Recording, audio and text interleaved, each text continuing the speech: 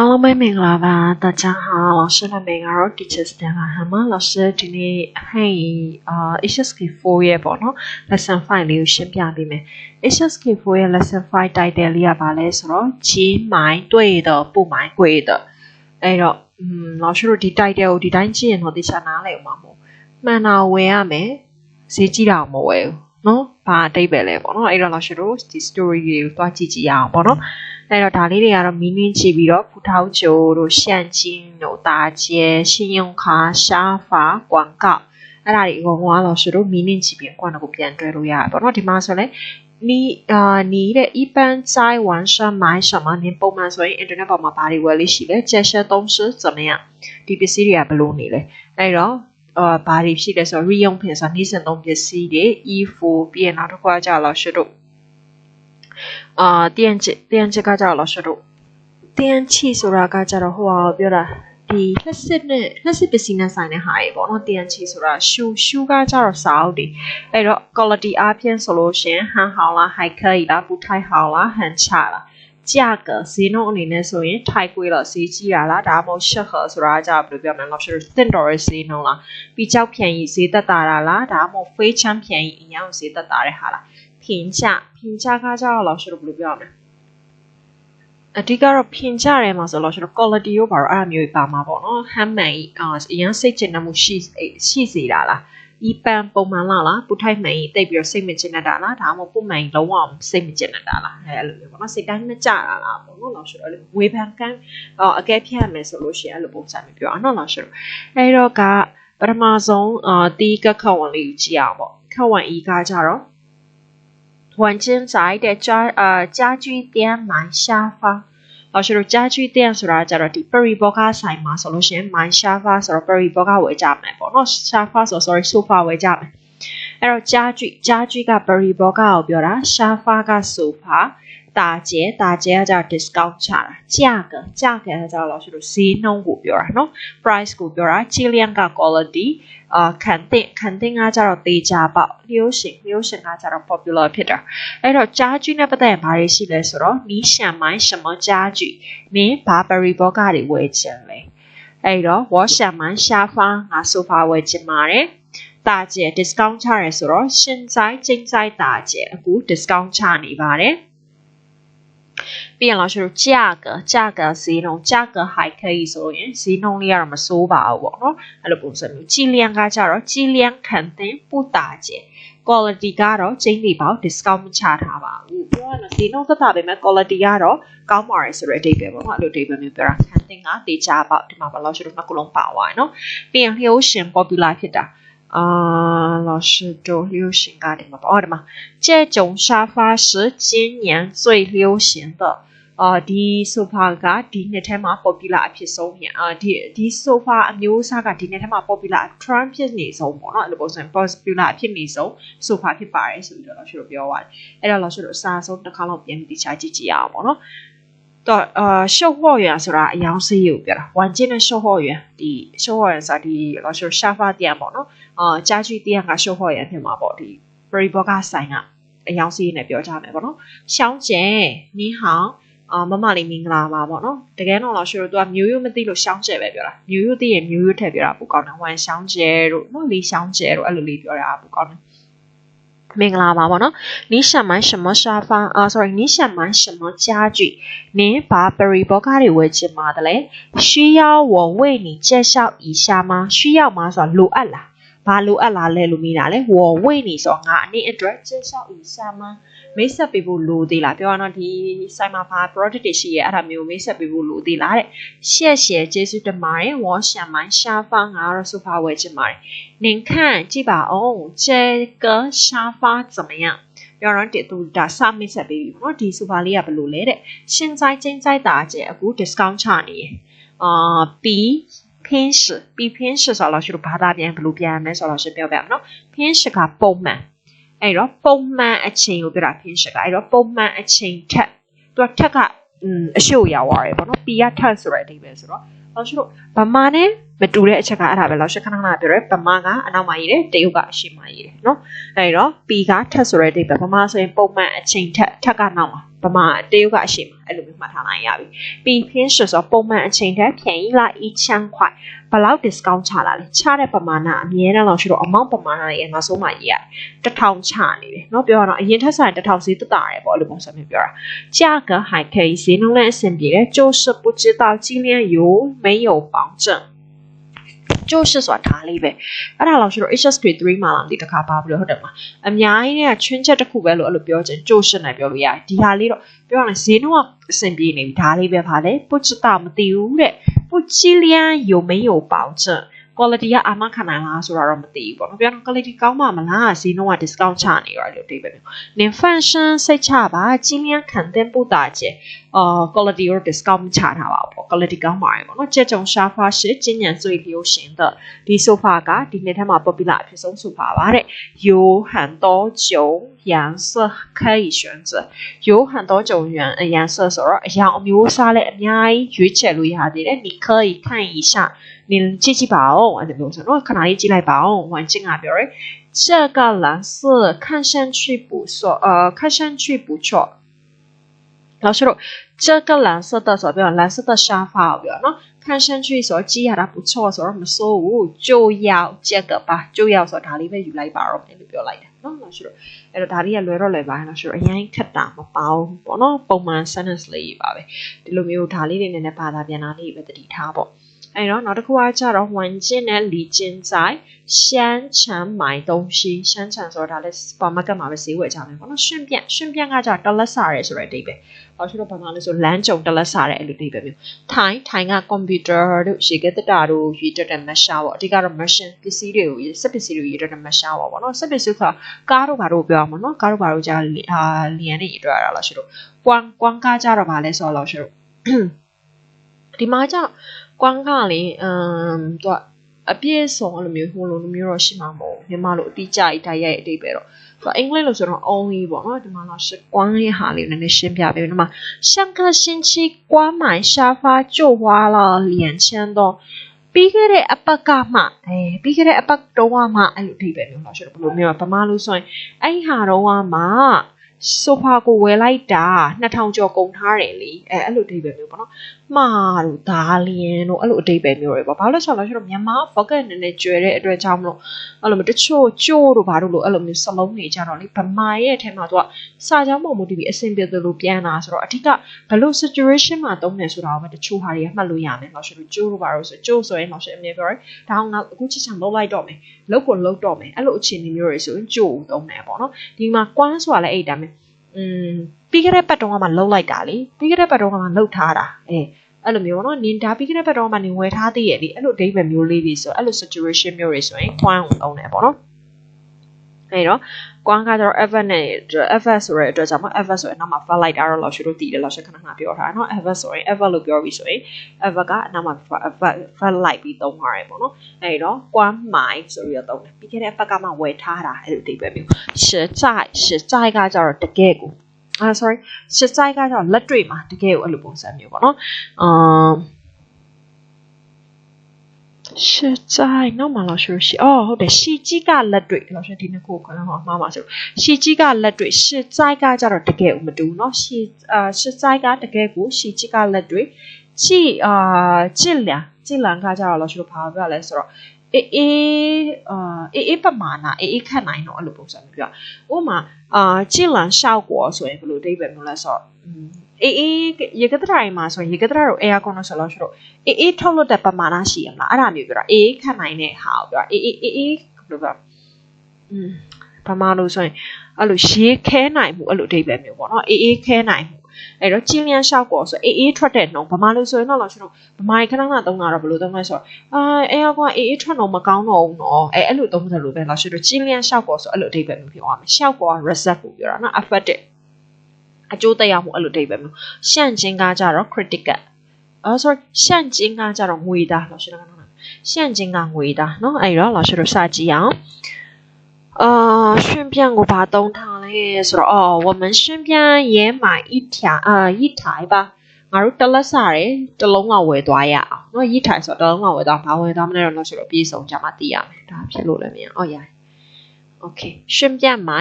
我们顺便也买一台吧ဆိုတော့ငါတို့တလက်စားတယ်ဆိုတော့ဒီပဲနော်တလက်စားတယ်တလုံးလောက်ဝယ်သွားကြရအောင်ကွမ်းက老师ခုနပြောပြီးပါအဲ့လိုဒါလင်းတို့မှားတို့အဲ့လိုဒီပဲမျိုးတွေပေါ့နော်ဗမာလို့ဆိုရင်တော့အဲ့တော့上个星期关买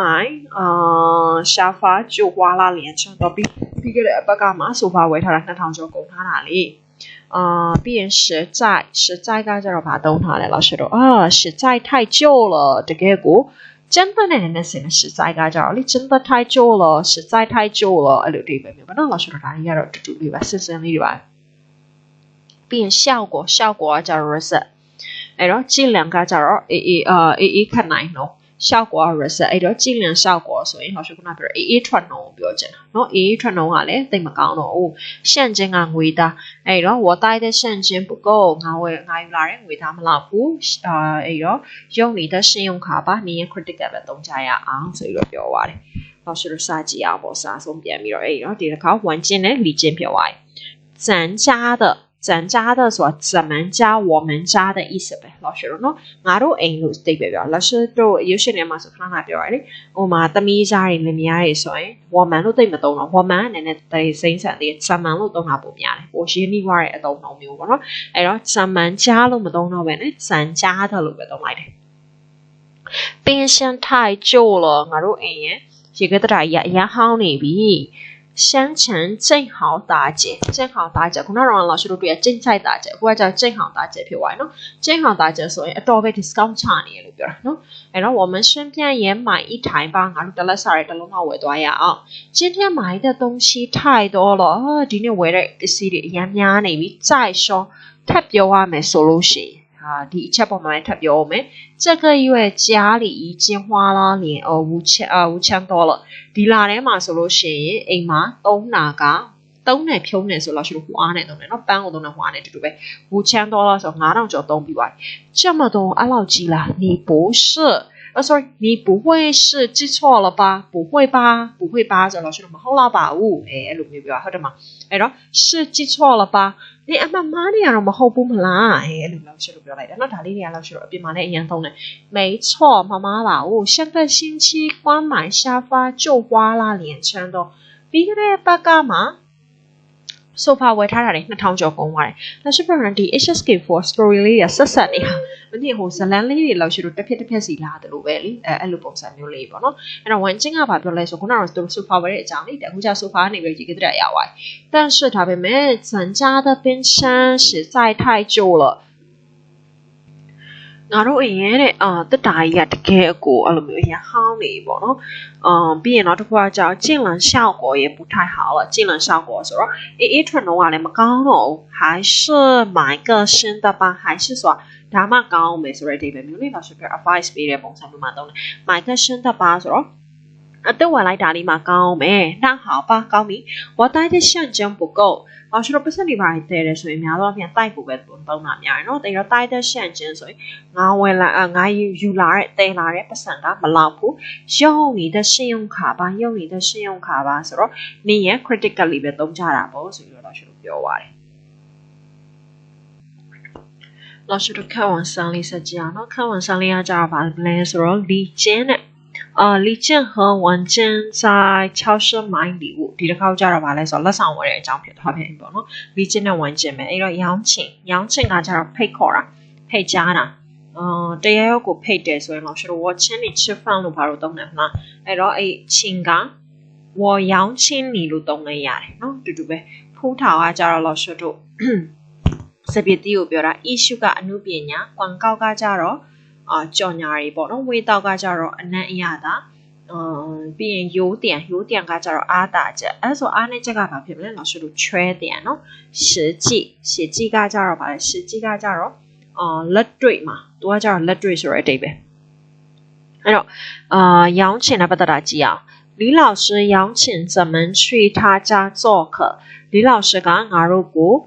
သူ့အိမ်ကိုဧည့်သည်လာလုပ်ဖို့ဖိတ်ထားတယ်ဖူးထောင်ကြတော့老师တို့ဖူးထောင်ကျုံဆိုရင်ဗါလဲဖူးထောင်ကျုံဆိုလို့ရှိရင်ဒါစပြုတ်ဝိုင်အောင်ပြောတာဖြစ်သွားပြီ issue ကအမှုပညာ你看他酒瓶做的都这么艺术သူ့ရဲ့ဒီဖန်ပလင်းပုံစံကလောက်ထားတာဘလောက်တော့အမှုပညာမြောက်လိုက်လေအဲ့လိုအမှုပညာမြောက်တယ်ဆိုတဲ့အဓိပ္ပာယ်ပေါ့နော်广告ကကြော်ညာ而且电视上经常有他的广告ကြော်ညာမှာ TV မှာလည်းပဲမကြာခဏဆိုတယ်လို့သူ့ရဲ့ကြော်ညာတွေတွေ့ရတယ်味道ကကြတော့အရသာအဲ့တော့我想味道应该不错ငါစမ်းကြည့်ခြင်းနဲ့ပေါ့နော်အရသာစမ်းကြည့်ခြင်းနဲ့မဆိုးလောက်ဘူးပေါ့နော်应该不错ဆိုအရသာမဆိုးလောက်ဘူးပြီးရင်sorry 我想味道ဆိုလို့ရှိရင်老师ဒီလိုပြောရလဲဖြစ်နိုင်တယ်ဒီမှာ想က老师我想ဆိုငါထင်တယ်လို့ဆိုရင်အဲ့လိုပုံစံမျိုးဖြစ်ပြောတာလည်းဖြစ်ပိုများတယ်我想味道ငါထင်တယ်လို့ဆိုလို့ရှိရင်အရသာကမဆိုးလောက်ဘူးအဲ့လိုအဓိပ္ပာယ်မျိုးပေါ့နော်ဒါလို့ဆိုသူက想ရဲ့နောက်မှာရှင်တယ်ဆိုတဲ့အဓိပ္ပာယ်ဖြစ်ဖို့ဆိုရင် verb ထပ်လိုက်မှပြမှာလीဒီမှာ verb မဟုတ်ဘဲနဲ့ noun လိုက်ထားတာဖြစ်တဲ့အတွက်我想ဆိုတာငါစဉ်းစားမိတယ်လို့ဆိုရင်အဲ့လိုအဓိပ္ပာယ်မျိုးဖြစ်သွားနိုင်တယ်ငါစဉ်းစားမိတယ်လို့ဆိုရင်အရသာမဆိုးဘူး有点ကကြတော့အားတာချက်广告机会少机会介绍有点ကြော်ညာရီဆိုတာကကြတော့ဗာလဲလို့ဆိုတော့အားတာချက်တွေကိုပဲမိတ်ဆက်ပြီးတာ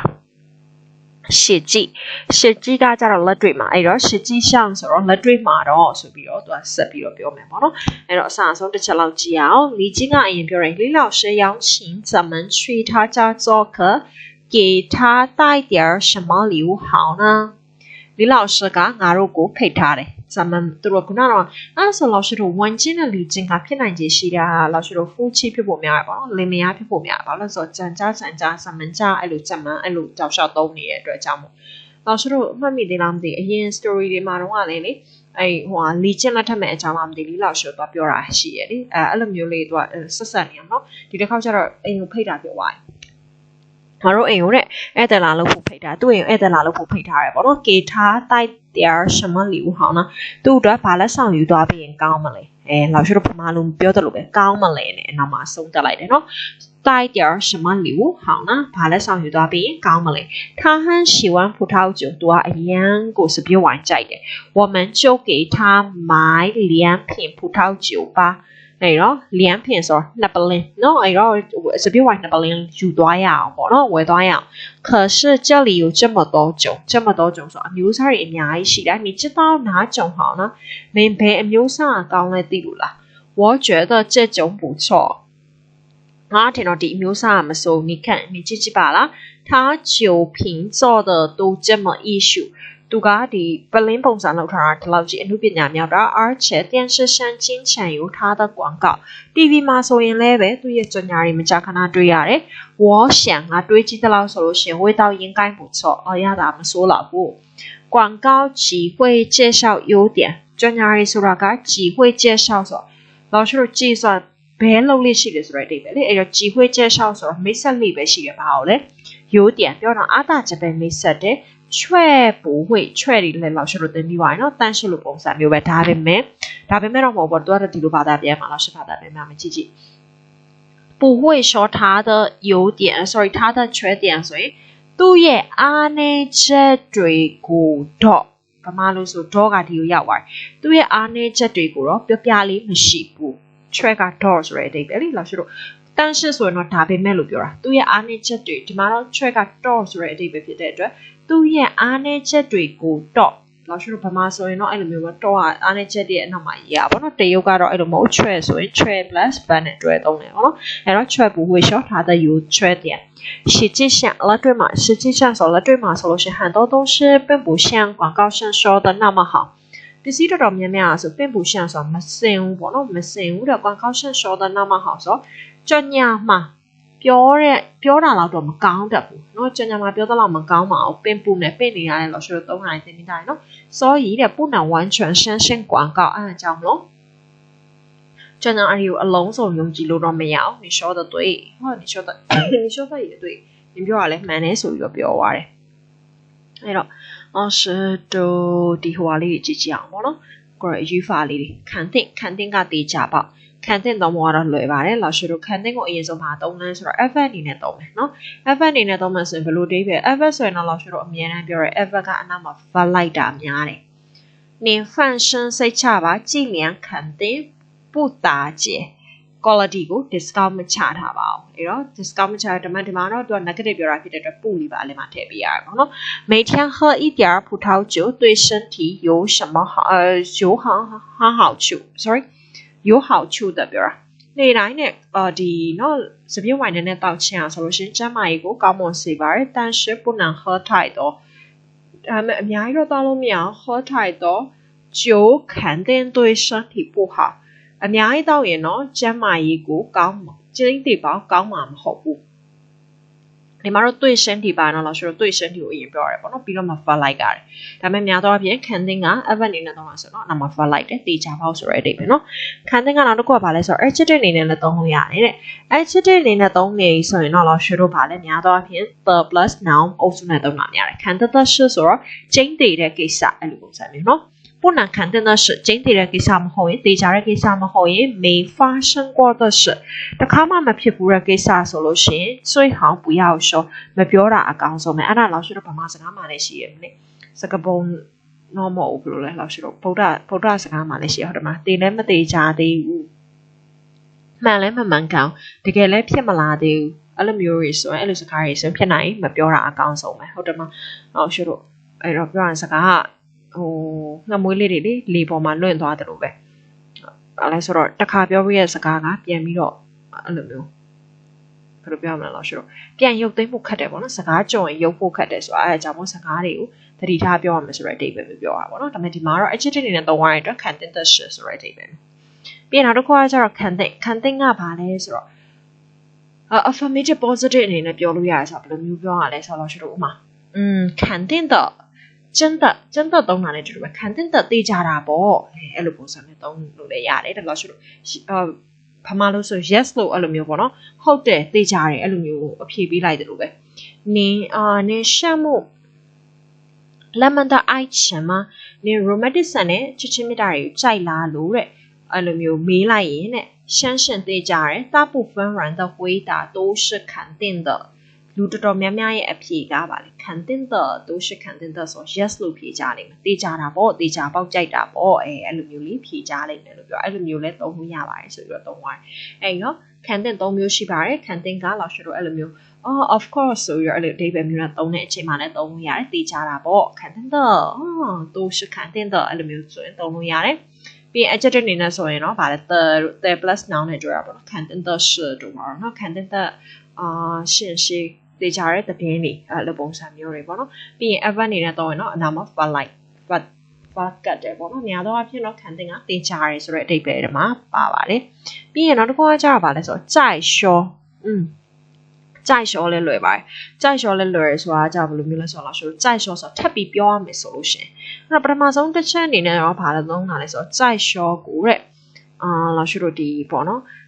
可以做动词ဆိုတော့ verb အနေနဲ့သုံးလို့ရတယ်နော် van အနေနဲ့သုံးလို့ရတယ်လို့အရင်ဆုံးသုံးရတယ်နော် van အနေနဲ့ပြောသုံးလို့ရတယ်တဲ့ဘယ်လိုမျိုးလဲဆိုတော့现在的事做了再说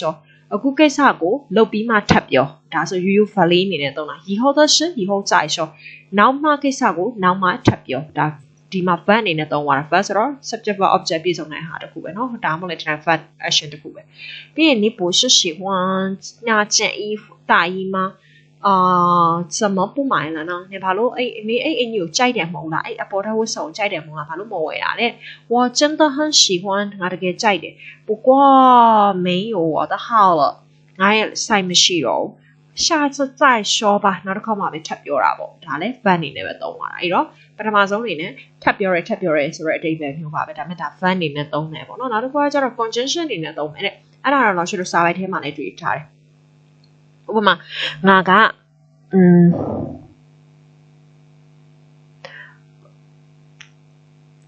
ခုန老师တို့ဟိုအရက်sorry ဖူထောက်ကြိုပိုင်းဟိုဝယ်တဲ့ဟာနဲ့ပဲပြောအောင်ပေါ့နော်ဒီဖူထောက်ကြိုကအရသာလည်းမစိုးထပ်ပြောရမယ်ဆိုလို့ရှိရင်သူ့ရဲ့ဒီပလင်းပုံစံဖွဲ့စည်းပုံပလင်းကိုလုပ်ထားတာလေနော်ဟန်ရရှိဆိုတော့လုံးဝအမှုပညာမြောက်တယ်အဲ့လိုမျိုးနောက်ရှိတော့ data တစ်ခုပုံမှာနောက် data ထပ်ပြီးပြောချင်တယ်ဆိုလို့ရှိရင်再说နဲ့သုံးလို့ရတယ်အဲ့ဒါကြောင့် conjunction အနေနဲ့သုံးတာ conjunction အနေနဲ့ဆိုတော့တည်တံ့ထုတ်သုံးရမှာပေါ့နော်အဲ့တော့老师တို့ကြည့်အောင်今天买的东西太多了ဒီနေ့ဝယ်ပစ္စည်းတွေအများများနေပြီ再说ထပ်ပြောရရင်ဒါတော့老师တို့စာပိုက်ထဲကဟာနော်ဒီလာထဲမှာဆိုလို့ရှိရင်ငါတို့9000ကျော်လဲသုံးပြီးသွားပြီဆိုပြီးတော့ထပ်ပြောပါတယ်ပြီးရင်你飞机几点的你也လေယာဉ်ကဘယ်နှနာရီလဲတဲ့怎么还不准备跑路没变成他的呀嘞，晚上8点的，年龄俺哪嘛，喏娘俺哪嘛 ，sorry， 娘是哪嘛8点的时候，娘是哪嘛嘞，不用急，说老不么老吧，我嘞再说他表没说些，我就去几天，不用带多少东西，我些那个别多嘛，哎咯，伢一点我些嘞没老吧，哎咯，提着哭吧嘛，那提着吃表歪吧喏，东路呀啦，你没有东路呀吧嘞，反正你那来呀嘞，广州市你那来呀嘞。嗱，呢個叫洗劑，洗劑家就老師做OK，洗劑呢邊啊，洗劑家就把嚟說腦裡呢應用東西，洗劑家腦裡呢東西就把嚟說老師的名詞說腦表，那可以做名詞，但腦裡呢東西咧，腦裡呢說不如မျိုး表嚟說，把馬路說let's say 說對別မျိုး，你們做計劃應該練習洗劑，你攞啲 project တွေကိုလုပ်တဲ့ဆိုလို့ရှိရင်ဒီလက်တွေ့စမ်းသပ်ပြီးလုပ်တဲ့ねအဲ့လိုပုံစံမျိုးပေါ့နော်လက်တွေ့စမ်းသပ်ပြီးလုပ်တဲ့ねလက်တွေ့နဲ့ဆက်ဆက်မှုရှိတဲ့ねအဲ့လိုတိတ်ပဲမျိုးမှာလောက်ရှိတော့သုံးရတယ်အဲ့တော့လက်တွေ့အနေနဲ့ဆိုပြီးဒီမှာလက်တွေ့ noun ဆိုတော့ဗာလဲလောက်ရှိတော့ object အနေနဲ့သုံးရတယ်ပေါ့နော် object အနေနဲ့သုံးရတယ်နောက်ဆုံးမှသုံးရတယ်ဒါ verb ရဲ့နောက်မှာသုံးရတယ်ပေါ့ပြီးရင်နောက်တစ်ခုကကျရှီကြီးကိုဗာအနေနဲ့သုံးလို့ရလဲ adjective အနေနဲ့သုံးလို့ရပါတယ် adjective အနေနဲ့သုံးတယ်ဆိုရင်လို့ရှိရင်လောက်ရှိရမြေပြောရဲများသောအားဖြင့် adjective အနေနဲ့သုံးတယ်ဆိုလို့ရှိရင်တော့ဒီမှာ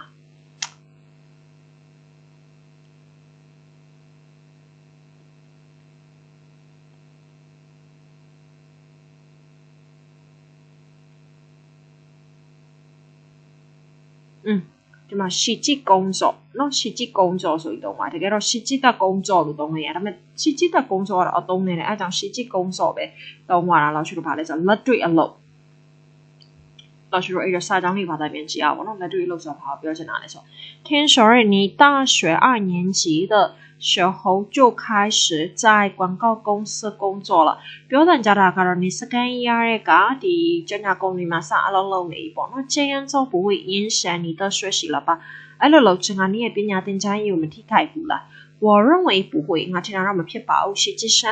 sorry 实际工作ဆိုတော့ပြောရအောင်ဆိုတော့လက်တွေ့ intern ဆင်းတာအဲ့လိုအိပ်ပဲပြောချင်တာဒီလားဘာမှလို့ဆိုရင်လေ intern ဆင်းနေပါလေတက္ကသိုလ်ကျောင်းသားတွေဆိုဆင်းရတယ်အဲ့လိုအိပ်ပဲမျိုးပြောအဲ့ကြောင့်အဲ့ဒါမျိုးကြတာဒါတော့လို့ရှိလို့အတွဲလိုက်စလုံးပေါ့နော်实际工作ဆိုတာအဲ့ကြတော့အတွဲလိုက်ကြက်ထားမယ်စလုံးအဲ့တော့实际工作ဆိုတော့လက်တွေ့ intern ဆင်းတဲ့ဟာဆိုရင်能让我更理解出版社的知識နော်ငါတို့ကိုဘာလဲဆိုတော့ဒီလို့ပြောမယ်လို့ဆိုစာအုပ်ထဲကဗဟုသုတတွေပို့ပြီးတော့နားလည်လာစေတယ်ပြောတော့သူကဖြစ်နိုင်တာအဲ့ဆိုသူကဒီကျညာမီဂျာယူထားတဲ့လူတယောက်ဖြစ်နိုင်တယ်ပေါ့နော်အဲ့တော့သူအပြင်မှာလည်း intern ဆင်းတယ်လက်တွေ့အလုပ်လုပ်တယ်စာအုပ်လည်းလေ့လာတယ်အဲ့ဒါကအပြင်မှာလက်တွေ့အလုပ်လုပ်တော့လို့ရှိတော့ဟိုစကားတစ်ခုတော့ရှိရမလားစာအုပ်တွေအများကြီးဖတ်တာတဲ့စာလို့ရှိရင်စာအုပ်တွေအများကြီးဖတ်တာတို့သူများပြောတာတွေကိုနားထောင်နေရတဲ့စာအဲ့ခရီးကိုကိုယ်တိုင်သွားလိုက်ခြင်းအပို့ပြီးတော့ဟိုစာအဲ့လိုအများသူများပြောတာအများကြီးနားထောင်တာနဲ့ညီမျှတယ်အဲ့လိုအိပ်ပဲမျိုးပဲကိုတကယ်လုံးကြီးမှလို့ရှိတော့ဒီအလုပ်ခက်လားမခက်လားဒီနေရာရက်ဘလို့နေရလဲကိုယ်တိုင်သိရမှာလေဟုတ်တယ်မအဲ့ဒါမျိုးပြောချင်တာဒီနောက်တစ်ခုကကြောင့်ရှီကြီးရှန်ကကြတော့လို့ရှိတော့ရှီကြီးရှန်ကလက်တွေ့မှာတော့ဆိုရတဲ့အိပ်ပဲမျိုးတော့ဒါကတော့ဒီအတွဲလိုက်သုံးတဲ့ဟာလေးပဲ F အနေနဲ့သုံးတယ်ဒါပေမဲ့များသောအားဖြင့် F အနေနဲ့ဆိုပေမဲ့ဒီမှာ conjunction အနေနဲ့သုံးတာပါလို့ရှိတော့ဒီလား F လို့တော့သိပြောလို့မရအောင်တော့ F အနေနဲ့သုံးတယ်တော့ပြောပါပေါ့နော်ဒါပေမဲ့conjunction နဲ့ပို့တူတယ်ဘာဖြစ်ဆိုတီးတန့်ထုတ်သုံးရတာဖြစ်တဲ့အတွက်ကြောင့် conjunction တွေကတီးတန့်ထုတ်သုံးပါလေအဲ့တော့ရှိလို့ကြည့်အောင်ပေါ့နော်ဟန်ရှန်နဲ့别人对你好sorry 要想说လိုချင်တယ်တခြားလူကနင့်ကိုကောင်းတာလိုချင်တယ်ဆိုလို့ရှိရင်ပြောတာသူများကနင့်ကိုကောင်းပေးတာလိုချင်တယ်ဆိုလို့ရှိရင်你的相对别人好แต่相ဆိုအရင်ဆုံးလုပ်ရမယ်နင်သူ့ကိုအရင်ဆုံးကောင်းရမယ်တစ်ဖက်လူအရင်ဆုံးကောင်းရမယ်实际上ဆိုလက်တွေ့မှာတော့我们很多做不到这一点ငါတို့အားလုံးကဒီအချက်ကိုမလုံးမိကြဘူးလို့ပြောတာပြောတော့ကိုကသူများကိုကောင်းစေခြင်းကိုကအရင်သူများကိုကောင်းအောင်မယ်လေဟုတ်တယ်မလားဆိုတော့အဲ့ဒါမျိုးပြော广告期会介绍优点အဲ့ပြောလို့ဆိုတော့ဒါကတော့ပြောတော့ပါနော်ဘာဖြစ်ဆိုတာဟိုအစားပိုင်းထဲဟာဆိုတော့အဲ့တော့လက်တွေ့မှာတော့ကြော်ညာရီနဲ့လက်တွေ့ဆိုတာကွာခြားပါတယ်ဆိုပြီးပြောပါတယ်ဒီမှာဆိုပါရှိတယ်沙发的价格和质量怎么样ဆိုပါရဲ့ quality နဲ့ဈေးနှုန်းဘယ်လိုနေလဲ完全决定买哪个沙发为什么完全ကဘယ်ဆိုဖာဝယ်ဖို့ဆုံးဖြတ်လိုက်လဲဘာလို့လဲ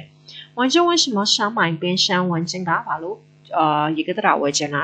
李健开始为什么不同意买边山李健啊不他妈说吧咯说话为了的包没读啊嘞，后来为什么又同意了？老班长的包都的包读啊变哪嘞？文静和李晶打算给李老师买什么礼物？文静呢，李晶啊，李老师给我把了上背部洗洗哪嘞？文静为什么觉得这种不错？文静啊，把路 A 没有上，没收入贴下来嘞？为什么不能完全深深广告？广告所以老師廣告調將嚟把路老數未用字တဲ့哪裡 ？OK， 啊啦，搞到特別噃咯，咁啊老師聽呢，นักข่าวลอง表嚟吧咩噃咯，นักข่าวลองตะขายโหตัวประกาศเลยเย็นประกาศเลย老師တင်啊ตะข่าว sorry ติดตะข่าว咯ตะบุထဲမှာတင်ပြီးသွားပြီပေါ့နော်အရင်ရက်တည်းကတော့နှက်ခမ်းခွဲတင်တယ်老師ဒါမဲ့အဲ့နှက်ခမ်းခွဲတင်တာပူကြလို့ဆိုတာ老師 recording လုပ်ပြီးသွားလို့ရှင်အဲ့ recording ကိုပြန်ပြီးတော့အဲ့လိုမျိုးစောင့်ရတာအကြာကြီးပဲပေါ့နှစ်ပုတ်ဆိုရင်တပုတ်ကိုဆက်လုပ်ဖို့စောင့်ရတာကြာလို့တပုတ်ထဲနဲ့ခါရလုပ်လိုက်တာအဲ့တော့ခက်ဝန်ဆက်လေးကိုဆက်ကြည့်အောင်နော်ခက်ဝန်ဆက်လေးကじゃ考慮ကကြတော့စဉ်းစားတာစဉ်းစားတွေခေါ်တော့ပြောင်းchuyểnကကြ standard ကိုပြောတာယဉ်စကကြတော့ပုံမှန်တဲ့ညံလင်ကအတလန်ဖေးကကြတော့အချိန်ဖြုံးတာ time waste ဖြစ်တာပေါ့နော်အဲ့တော့考慮ကနေစအောင်ပေါ့考慮ကကြတော့စဉ်းစားမယ်ဘာလို့စဉ်းစားမလဲဆိုတော့只考虑价格当然不好老師တို့တိုက်တယ်အခုထိနားမလဲသေးဘူးเนาะတိုက်တယ်ရဟောအခု老師တို့ဒီ課文ကြမှာတွေ့လိမ့်只考慮價格當然不好ဈေးနှုန်းကိုပဲစဉ်းစားရဲဆိုရင်တော့တေချာပေါင်းမကောင်းဘူးတဲ့ဘာမကောင်းတာလည်းမသိဘူးပေါ့เนาะအဲ့တော့標準ကကျတော့ standard 買衣服的標準是 anywhere standard 老師 standard ဆိုဘယ်လိုလဲဆိုဒီတော့တော်တော်များများရင်းနှီးမှာပါ anywhere standard ဆို老師ဆိုရင်ဘယ်လိုလဲဆိုတော့အရင်ဆုံးပါလဲ老師 standard ဆိုရင်အင်ကြီးတစ်ခုကိုအင်ကြီးမှာမဟုတ်ပါဘူးเนาะပစ္စည်းတစ်ခုကိုရဆိုလို့ရှိရင်အရင်ဆုံး quality ကောင်းရမယ်အဲ့ဒါ first ပဲပေါ့เนาะ quality ပြီးွားရင်ဆိုရင်ကိုယ်နဲ့တကယ်ကိုက်ညီမှုရှိမရှိကိုတကယ်လိုအပ်မအပ်အင်ကြီးပါဆိုလဲဟိုတတဖြစ်တာမျိုးဦးစားပေးတာတို့popular ဖြစ်တာမျိုးတွေလှတာမျိုးနဲ့ကြိုက်ပေမဲ့အဓိကတော့များသောအားဖြင့်တင်တိုင်းဝတ်တာတော့ဘာလို့ဆိုရင်เนาะ popular ဖြစ်တာအထက်ဆိုင်ကိုတဖြစ်တာပိုအဆင်ပြေတယ်လေအပြင်ဒီပိုင်းသွားရင်ကျတော့ဟိုလှတာပတ်တာတစ်မျိုးပေါ့เนาะဒါပေမဲ့ပုံမှန်အိမ်မှာဝတ်တာတို့အဲ့လိုမျိုးဟိုကြောင်းသွားလို့ဝတ်တာတို့အဲ့လိုမျိုးဆိုရင်เนาะတဖြစ်ဖို့အဓိကပေါ့เนาะအဲ့ဒါပြီးသွားရင်တော့ရှေ့တော့နောက်တစ်ခုကကျတော့ဗာလေဈေးနှုန်းပေါ့เนาะကိုအရန်မတက်နိုင်တဲ့ဟိုလိုမျိုးဟာမျိုးဆိုတော့ကိုလက်ရှိအခြေအနေနဲ့ကိုက်ညီတဲ့ဟာတစ်ခုပေါ့နော်ဈေးအရန်ပေါ်ရတယ်မို့ဒါပေမဲ့ quality ကောင်းမယ်ဆိုတော့ကျွန်တော်ဈေးနှုန်းကတေချာဘောကတော့အရန်စီတက်တာမှတော့မဟုတ်ဘူးပေါ့နော်ဈေးနှုန်းနဲ့အသိတဲ့ quality နဲ့ကိုက်ညီတဲ့ဈေးနှုန်းတစ်ခုတော့ရှိမှာပေါ့အဲ့လိုမျိုးပေါ့ဒါဆိုရင်ဒါလောက်ရှက်အဲ့လိုမျိုးဒီဟာလေanywhere standard လို့ခေါ်တယ်အဲ့လိုပဲဟိုမှာကောင်းလေးရွေးတယ်ဆိုလဲကောင်းလေးရွေးတဲ့ standard ဆိုတာရှိတယ်ဒါမှမဟုတ်အလုပ်ခွင်မှာဆိုလဲလုပ်ငန်းမှာဘယ်လို standard နဲ့လုပ်မှာလဲဥပမာပတ်စံရှာဖို့ပဲဦးစားပေးမှာလားလို့ဆိုတော့အရင်ခါမှတော့ပြောထားတယ်လေပတ်စံရှာဖို့ပဲဦးစားပေးမှာလားဒါမှမဟုတ်ရင်ဒီ experience တွေရချင်တာလားအဲ့လိုပုံစံမျိုးတွေအဲ့ဒါမျိုးကိုခေါ်တာအဲ့တော့ဒီမှာဆိုရင်အဲ့လိုမျိုးပြောလို့ရတယ်ပေါ့နော်my e for the ပြောင်းကျွန်းသုံးရတဲ့အသုံးလေးတော့ရှင်းမြင်စေချင်လို့အဲ့တော့ my e for the ပြောင်းကျွန်းဆို anywhere standard နော်အဲ့လိုပုံစံမျိုးကယန်စကကြတော့စံနှုန်းပေါ့ဘာမှလို့ဆိုရင်နော်ယန်စကတော့ပုံမှန်တဲ့နော်ယန်စကပုံမှန်တဲ့တန်းဆိုတော့ယန်စကအော်ဒီမှာ e for the ယန်စဒီတက်မှာပါပါစားပြောက်对吧？衣服的颜色流行不流行并不是很重要。而且design popular ဖြစ်တာမဖြစ်တာကတော့အရင်အရေးမကြီးပါဘူးတဲ့။年龄ကကြတော့အသက်很多年龄大的人ဆိုတော့အသက်ကြီးပိုင်းနေပြောတော့40-50အရွယ်တွေကိုပြောတာ30ကတော့အရင်မကြီးတော့ပါဆိုတော့ဒီက40-50ပေါ့နော်လူတစ်ပိုင်းဝင်သွားတယ်လူတွေ浪费ကကြတော့ဖြုံးထိတာ也是一种浪费ဆိုတော့ဖြုံးထိမှုတစ်ခုပဲဖြစ်ပါတယ်တဲ့အဲ့တော့考虑个身上对个标准个 standard 颜色个部门的人年龄个的浪费个平地的啥讲不呢？买衣服只考虑价格当然不好，但是只考虑买好看也不一定对。ပြောချင်ပြောတော့အင်ဂျီဝယ်တဲ့အခါမှာဆိုလို့ရှင်ဈေးနှုန်းကိုပဲစဉ်းစားမယ်ဆိုလို့ရှင်တေချာပေါက်မကောင်း但是ဒါပေမဲ့只考虑ဘာကိုပဲစဉ်းစားအောင်မယ်买好看的也不一定对ဆိုတော့ကြည့်ကောင်းတာကိုပဲတွေးမယ်ဆိုလို့ရှိရင်လည်းမှန်ဖို့မသေးကြပြန်我买衣服的标准是အဲ့တော့မှသူ standard ကိုပြောရမယ်ပေါ့နော်既买对的不买贵的မှန်တာဝယ်မယ်ဈေးကြီးတာမဝယ်ဘူးအဲ့ဒါဘာပြောချင်တာလဲဆိုတော့ရှင်တို့အချက်လက်နဲ့ရှင်းပြီ第一ပထမဆုံးအချက်အနေနဲ့ဆိုလို့ရှိရင်自己穿着舒服သူရဲ့ပထမဆုံးအချက်ကပါလဲ standard ကတ当的打ဖြစ်ကမယ်第二ဒုတိယအချက်အနေနဲ့ဆိုလို့ရှိရင်买衣服的质量要好quality 高ရမယ်နော်要好ဆိုတော့ quality 质量要好ဆိုတော့ quality 高ရမယ်而且它အပြင်ကို又不能太贵ဈေးအရင်ကြီးလို့လည်းမရအောင်နော်老师တို့အဲ့တော့老师ပြောတဲ့အချက်ဒီနေ့နည်းနည်းစင်ပါနော်အရင်ဆုံးသူ့ရဲ့ပထမဆုံးချက်ကတတောင့်တတဖြစ်ရမယ် quality ကောင်းရမယ်ပြီးရင်ဈေးလည်းအရင်ကြီးလို့မရအဲ့တော့对我来说ငါအနေနဲ့ပြောရမယ်ဆိုလို့ရှိရင်衣服的颜值流行不流行并不是重要并不是很重要ပေါ့နော် copy 是 design တစ်ခုပေါ်ပြလိုက်ဖြစ်တာမဖြစ်တာအရင်တော့အရေးမကြီးနေပါဘူးတဲ့很多年龄大的人喜欢在打折的时候买便宜的衣服လူတော်တော်များများsorry လူတော်တော်များများဟုတ်ပါဘူးညံလင်သားတဲ့ run ဆိုတော့လို့ရှိလို့အသက်ကြီးပိုင်းတော်တော်များများပေါ့နော်ခုနပြောတဲ့40-50အရွယ်တွေက喜欢在打折的时候买便宜的衣服 discount ချတဲ့အချိန်မှာဆိုလို့ရှိရင်ဈေးသက်သာတဲ့အင်ဂျီတွေဝယ်ရတာကိုကြိုက်တယ်但对这些衣服是不是适合自己却考虑的不多却နဲ့သုံးလာပြန်တယ်မှာလို့ရှိလို့အဲ့တော့ဒါလေးကိုတစ်ဖြက်စီပါသားပြန်မယ်ဆိုရင်但对那些衣服ဆိုအဲ့အင်ဂျီတွေကိုနော်是不是适合自己ဆိုတော့ကိုယ်နဲ့ကိုက်ညီမှုရှိမရှိကိုတော့却考虑的不多ဆိုတော့တိတ်မစင်စားကြအောင်အဲ့လိုပုံစံမျိုးပြောရတယ်နော်လို့ဆိုတော့3 word standard ပုံစံလေးရှားကြည့်နော်အဲ့တော့အဲ့ဒီအင်ဂျီတွေကိုလိုက်ကန်ညီမှုရှိမရှိဆိုရင်ဘယ်လိုသုံးလဲ对那些衣服是不是适合不适合 sorry 是不是适合လို့သုံးရတဲ့是不是လို့သုံးရတဲ့适合不适合လို့မပြောတော့ဘူးပေါ့နော်ဒါကလို့是不是လို့မသုံးတော့ဒီမှာ适合不适合သုံးရမှာပေါ့နော်对那些衣服是不是适合自己ကိုယ်တိုင်နဲ့ကန်ညီမှုရှိမရှိကိုတော့sorry 却考虑的不多စဉ်းစားကြတာတိတ်မများ这点是我理解不了的အဲ့အချက်ကိုပဲငါနားမလည်နိုင်တာတဲ့理解不了နော်ပူရဲ့နောက်မှာလက်ထဲရဆိုပူလို့မပြောဘူးပူ了လို့ပြောတယ်အဲ့တော့အဲ့အချက်ကိုပဲငါနားမလည်တာပူ了ဆိုမရတာအဲ့တော့နားမလည်နိုင်တာ因为ဘာဖြစ်လဲဆိုတော့如果အကယ်၍များ不适合自己挂的ကိုကိုက်ညီမှုမရှိဘူးဆိုလို့ရှိရင်即使花钱很少ဈေးနှုန်းအရင် sorry花钱很少ဆိုတော့ပေါ့ပတ်စံသုံးရတာအရင်နည်းတယ်ဆိုရင်တော့ဈေးနှုန်းအရင်နည်းတယ်ဆိုရင်တော့也是一种浪费ဆိုတော့ဖြုံးတီးမှုတစ်ခုပဲဖြစ်ပါတယ်ပေါ့နော်အဲ့ဒီချက်ကိုလောက်ရှင်းလိုက်ခုနောက်ပိုင်းတော့နည်းလက်ခံတယ်ဘာလို့ဆိုတော့လောက်ရှင်းလိုက်အဲ့လိုမျိုး discount တွေချရင်လေဥပမာအင်ကြီးတွေပါတယ်ဆိုတော့ buy one get one တို့ပါအဲ့လိုမျိုးဆိုရင်ကိုယ်သဘောကျတယ်ဟုတ်တယ်မတော်တော်များများသဘောကျပါတယ်ဒါပေမဲ့အဲ့ buy one get one ကိုယ်နဲ့ကိုက်ညီမှုရှင်တော့အဆင်ပြေတယ်လေဟုတ်တယ်မတခါတလေကျတော့အဲ့လိုမျိုး buy one get one ဆိုရက်ဥပမာကိုကဝိုင်းရမယ့်ဟာကတထဲထပ်ပြီးရမယ့်ဟာကိုတို့အဲ့လောက်ကိုက်ညီမှုမရှိအဲ့လိုမျိုးဆိုလို့ရှိရင်တော့ကျွန်တော်ပုံမှန်သူ့ကိုအဲ့လိုမျိုးပေါ့နော်ဝယ်မယ်အစားကိုနဲ့ကိုက်ညီတဲ့တခြားကိုက်ညီတဲ့တစ်ထည်ကိုပဲဝယ်လိုက်တာပို့အဆင်ပြေတယ်ပေါ့နော်အဲ့လိုမျိုးပုံစံမျိုးအဲ့တော့ကနောက်တစ်ခုကကျတော့တီးsorry ခက်ဝအောင်ပေါ့နော်ခက်ဝအောင်ကကိုကကျတော့လို့ကျွန်တော် shopping ထွက်တာ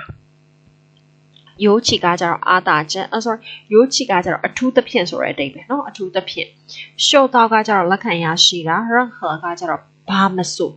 任何ရဲ့နောက်မှာများသောအားဖြင့်เนาะနောင်းလိုက်တယ်任何时间ဆိုရင်ဘယ်အချိန်မဆို任何人ဆိုရင်ဘယ်သူမဆိုအဲ့လိုအတိတ်ပဲမျိုးကြည့်ကကြတော့ပေးပို့တာပေါ့เนาะအဲ့တော့ဒါလေးတွေကြည့်အောင်ကိုကကြတော့ shopping ထွက်တာဒီမှာဆိုရင် one shot 购物ဆိုရင်တော့ launch ဒီပါတယ်ဘာဖြစ်သွားလဲ online shop ဖြစ်သွားပြီเนาะ online shopping ကိုပြောတာ尤其ကကြတော့အထူးသဖြင့်အဲ့ရော尤其ဒီမှာ年轻人尤其喜欢在网上买东西လူငယ်တွေကဆိုလို့ရှိရင်အထူးသဖြင့်ဆိုရင် internet ပေါ်မှာပစ္စည်းတွေဝယ်ရတာကြိုက်တယ် short ကကြတော့လက်ခံရရှိတာ嗅到人们的习惯လူတွေရဲ့ကြိုက်မြတ်မှုကိုလက်ခံရရှိတယ်任何时间ဘယ်အချိန်မဆိုเนาะကြည့်ကပေးပို့တယ်အဲ့တော့卖家可以把你买的东西寄到你办公室或者家里非常方便卖家ဆိုလို့ online shopping ရမယ့်သူတွေလေအဲ့ဒီလူတွေကဆိုလို့ရှိရင်နေရလို့ဝယ်ထားတဲ့ပစ္စည်းတွေကိုကိုယ့်ရဲ့အိမ်ဒါမှမဟုတ်ရုံခန်းနေစီကိုပို့ပေးလိုက်မယ်ပို့ပေးတယ်ပေါ့နော်ပို့ပေးလိုက်မယ် အရင်အဆင်ပြေပါတယ်ဆိုပြီးပြောပါတယ်အဲ့တော့ရှင်在的网上购物ဆိုတော့အခု online shopping တွေကဆိုလို့ရှင်变的ဖြစ်လာတယ်ဆိုတဲ့ဒီပဲဘာလို့ဆိုရင်ဒီမှာပြောင်းလဲသွားတယ်ဆိုတာတစ်ဆိုင်ဖြစ်လာတယ်ပေါ့老师တို့ဘာလို့ဆို越来越流行了ပိုပြီး popular ဖြစ်လာတယ်年轻人尤其喜欢在网上买东西လူငယ်တွေကအထူးသဖြင့်တော့ internet ပေါ်မှာဈေးဝယ်ရတာကိုကြိုက်တယ်在网上几乎什么都可以买到 internet ပေါ်မှာဆိုလို့ရှိရင်ဘာမဆိုဝယ်လို့ရတယ်你可以上网买书你可以上网你 internet ပေါ်မှာဆိုလို့ရှိရင်买书စာအုပ်တွေဝယ်လို့ရမယ်买衣服အင်ဂျီတွေဝယ်လို့ရမယ်买包အိတ်တွေဝယ်လို့ရမယ်还可以买家具ပရိဘောဂတွေတောင်ဝယ်လို့ရအောင်မယ်买手机ပြီးရင်ဖုန်းလည်းဝယ်လို့ရမယ်网上购物能够受到人们的喜欢网上购物ဆိုတော့ဒီ online shopping တွေကဆိုရင်能够受到ဆိုအလုံး能够ဆိုလုံလောက်တယ်ဟုတ်တယ်မလားဆိုတော့အဲ့တော့能够受到ဆိုတော့အလုံးလောက်ကိုလက်ခံရရှိထားတယ်人们的喜爱ဆိုတော့လူတွေရဲ့ချစ်ခင်တဲ့တပ်မှုအလုံးများရရှိထားတယ်တဲ့因为ဘာဖြစ်လဲဆိုတော့主要有两个ဆိုအဓိက main point နှစ်ခုရှိတယ် main point ကိုပြောနော်主要ဆိုတော့အဲ့တော့အဓိကအကြောင်းရင်းနှစ်ခုရှိရပေါ့နော်首先污耍老师တို့ရှုံရှမ်းတဲ့ခြေစကအတွဲလိုက်နော်ဥစွာရဲ့နောက်တစ်ချက်အနေနဲ့ပြောရမယ်ဆိုလို့ရှိရင်အဲ့လိုတိတ်ပဲမျိုးအဲ့တော့ဥစွာအနေနဲ့ပြောရမယ်ဆိုလို့ရှိရင်ဝန်ရှမ်းတော့东西很多 internet ပေါ်မှာပစ္စည်းတွေအများများတယ်而且它အပြင်ကို比去商店买便宜ဆိုင်မှာတွားဝယ်တာထက်နော်ဆိုင်မှာတွားဝယ်တာထက်ဈေးသက်သာတယ်便宜ဆို这是引起人们购买的主要原因အဲ့ဒါကလူတွေကိုဆွဲဆောင်ထားတဲ့အဓိကအချက်ပဲဖြစ်ပါတယ်ပြီးရင်လူတွေကုတ်မှဆိုတာဒီဈေးဝယ်ဖို့ပေါ့နော်ဆက်ဆောင်ထားတဲ့အဓိကအချက်ပဲဖြစ်ပါတယ်တချို့ကလေးကြာလို့ရှိလို့သူအပြည့်စုံသုံးတော့မှာမဟုတ်အဲ့လိုကုတ်ဆိုရင်အဲ့လိုမသုံးတော့ဘဲနဲ့ကုတ်မှလည်းမသုံးကုတ်မိုင်းအဲ့ဒါတွေကတော့လို့ရှိလို့ခဏခဏမြင်မှာတော့များမှာပါဘာလို့ဆိုတော့အဲ့လိုမျိုးသူကနောက်ပိုင်းအဖြက်လေးအတွက်သုံးတယ်ပေါ့နော်其次ဒုတိယတစ်ချက်အနေနဲ့ဆိုလို့ရှိရင်人们可以在任何时间上网购买自己喜欢的东西လူတွေကဆိုလို့ရှိရင်ဘယ်အချိန်မဆို internet ပေါ်မှာကိုကြိုက်တဲ့ပစ္စည်းတွေဝယ်လို့ရတယ်去卖家可以把你买的东西寄到你办公室或者家里非常方便အဲ့တော့ဒီ卖家ဆိုခုနကရှိပြ online shopping ဟိုဒီမှာ快递လို့မသုံးနော်快递က deliveryတော့ဘာလို့မသုံးလာလဲဆိုတော့များသောအားဖြင့်လေငါရှိတို့နိုင်ငံကတော့တရားဝင် license တွေပါတင်တာမျိုးလောက်တာမျိုးတိတ်မရှိသေးဘူးပေါ့နော်သူတို့ဒီတရုတ်ပြည်တွေပါမှာဆိုတော့အောက်မှာကိုက online shop တစ်ခုလုပ်တယ်ဆိုရင်တရားဝင် license တင်ရတယ်ပြီးရင်ဒီ Alibaba တို့ဘာတို့ company တွေနဲ့ချိန်လိုက်တယ်ပေါ့နော်ထောင်းပေါင်းလို့ပါတော့အဲ့မှာသူတို့ပြောတော့ဒီapp တွေပေါ့နော်ဒီ online shopping app တွေနဲ့ချိန်ပြီးတော့အဲ့ရနေမှာစင်းသွား delete လက်ခံတယ် sorry ဒီ order လက်ခံတယ်ပေါ့နော် order လက်ခံပြီးရင်အဲ့လိုကိုကအိမ်ဆိုင်ပဲဖြစ်ဖြစ်ပါဖြစ်အဲ့ရနေပြီးတော့သူတို့ဒီ customer ရှိကိုပို့ပေးတာအဲ့လိုမျိုးကြောင့်ဒီမှာမိုက်ကြဆိုတာဒီဈေးရောက်တဲ့အိမ်ကြီးဆိုတဲ့အဓိပ္ပာယ်မျိုးနဲ့ပြောတာနော်ဒီ online shop ရောက်တဲ့အိမ်တွေကနေပြီးတော့ပါ你买的东西ဆိုနေဝင်လိုက်တဲ့ပစ္စည်းတွေကိုနော်ပါဆိုတာကို寄到你办公室或者家里面အိမ်ဒါမှမဟုတ်ရုံးခန်းတွေကိုပို့ပေးလိမ့်မယ်非常方便အရင်အဆင်ပြေပါတယ်တဲ့အဲ့တော့对来说တော့လွယ်ပါတယ်老师ခဏပြော对我来说ငါအနေနဲ့ပြောရမယ်ဆိုလို့ရှိရင်အနေနဲ့ပြောရမယ်ဆိုလို့ရှိရင်ဆိုတဲ့အဓိပ္ပာယ်ပါမှာလို့ဆိုရင်အဲ့လေမှာနောင်လိုက်ရတယ်对我来说ငါအနေနဲ့ပြောရမယ်ဆိုလို့ရှိရင်衣服的样子流行不流行并不是很重要အင်ဂျီတခု popular ဖြစ်တာမဖြစ်တာအရင်အရေးမကြီးတာခံဝင်နေဟာ对一个女人来说女人ဆိုတာလို့ရှိလို့ main ကလေးနော် main ကလေးတယောက်အနေနဲ့သုံးရမယ်ဆိုလို့ရှိရင်ပြောရမယ်ဆိုလို့ရှိရင်漂亮聪明都很重要辣မယ်眼高မယ်ဆိုအရင်အရေးကြီး但ဒါပေမဲ့其实更重要的是快乐ဒါပေမဲ့အရေးကြီးဆုံးအချက်ကတော့ပါလေပြောရှင်းဖို့နော်ဘယ်လောက်ပဲဟိုလှနေမနေအဲ့လိုမျိုးပြောမပြောရအောင်ဆိုရင်မရှိတော့ဒီဘဝကြီးပြောဖို့ကောင်းမှာမဟုတ်ဘူးနော်အဲ့တော့一杯水的一的块对一条小鱼来说ဆိုတော့ငါတတလေးအတွက်ဆိုလို့ရှိရင်ဒီရေတစ်ခွက်က可能有很帮助အများကြီးအထောက်အကူပြုပေးနိုင်တယ်ယူပန်းကျူဆိုအများကြီးထောက်ကူပြုနေပေးနိုင်တယ်အခုညီအများကြီးရှိစေရဆိုတဲ့အဓိပ္ပာယ်ပေါ့နော်它可以在里面游得很好သူဒီအထဲမှာလွတ်လပ်နဲ့ပြန်လို့ရေကူးလို့ရတယ်ပေါ့နော်但是对一条大鱼来说一条大鱼ဆိုတော့ငါအကြီးအတွက်ဆိုလို့ရှိရင်တော့一杯水是没有什么帮助的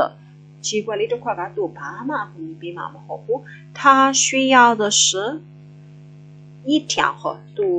ပို့ပြီးတော့သူ့အတွက်ပို့အရေးကြီးတာပါလေ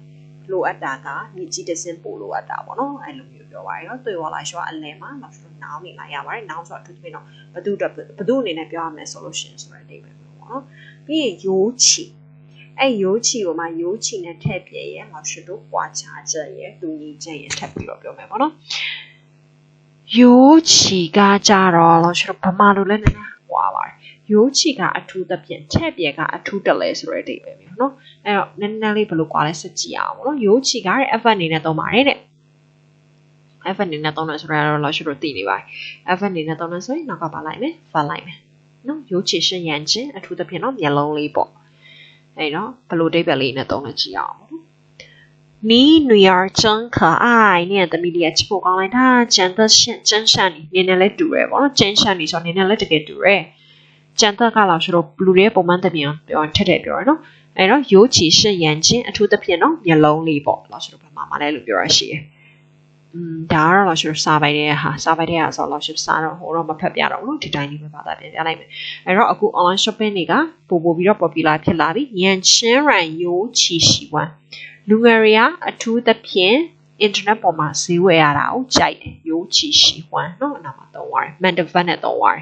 并为了健康这么一个步骤所以我们应该每年都去医院做一次身体检查身体检查是 medical check ကိုပြောတာအဲ့တော့ငါတို့က这么一个步骤所以ဈေးရုံကိုတစ်နေ့တစ်ခါသွားပြီးတော့ medical check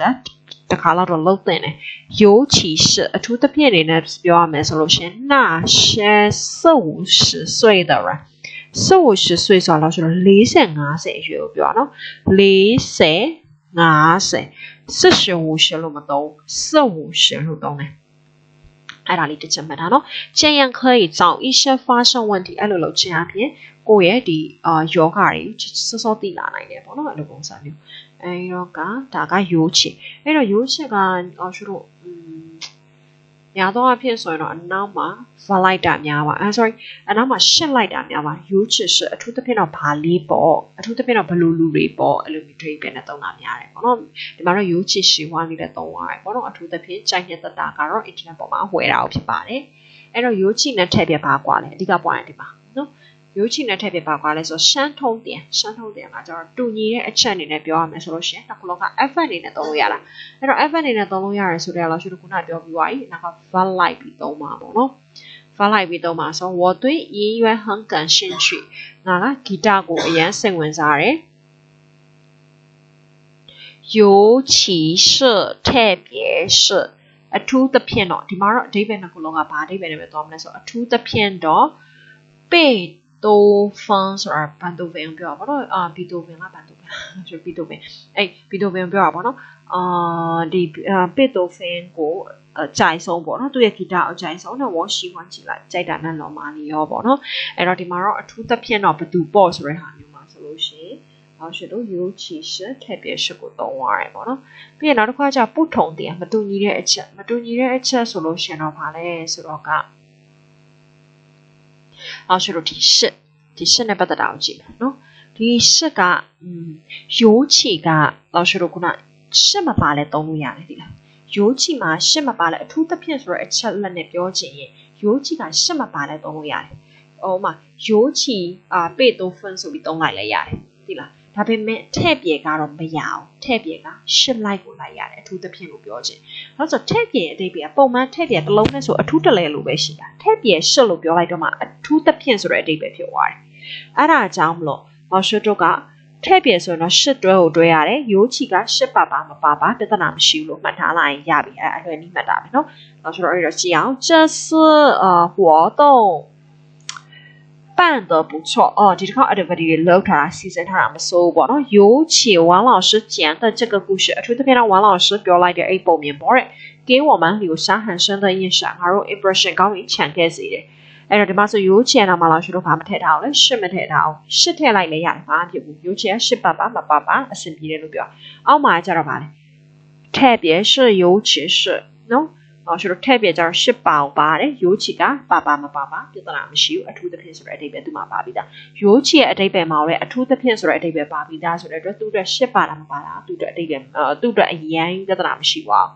ထက်ပြကကျတော့အဲ့လိုမဟုတ်ထက်ပြကသူတစ်လုံးနဲ့ဆိုအထူးတက်လဲဆိုတဲ့အဓိပ္ပာယ်ပဲရှိသေးတယ်ရှစ်ပါတော့မှအထူးသဖြင့်ဆိုတဲ့အဓိပ္ပာယ်ဖြစ်တာအဲ့တော့ဒါပထမဆုံးချက်ဒုတိယတစ်ခုကကျတော့ဗာလဲဆိုတော့ဒုတိယတစ်ခုကကျတော့老师တို့特别感动特别感動ဆိုတော့特別ကိုတဲ့ F အနေနဲ့သုံးလို့ရတယ်တဲ့နော်ဒါပေမဲ့ F အနေနဲ့မဟုတ်နော်ရှင်းအနေနဲ့ပြောရတော့ဒီဟာလို့ရှင်းအလွဲမှတ်တာဘယ်လိုမှတ်လဲဆိုတော့ဒီမှာ very တွေ့လား老师တို့ very ဆိုတာ老师တို့特別ကို degree အနေနဲ့သုံးလို့ရတယ်လို့မှတ်ထားလိုက်ရပြီ老师တို့ဗမာစာမှာဆိုလို့ရှိရလေ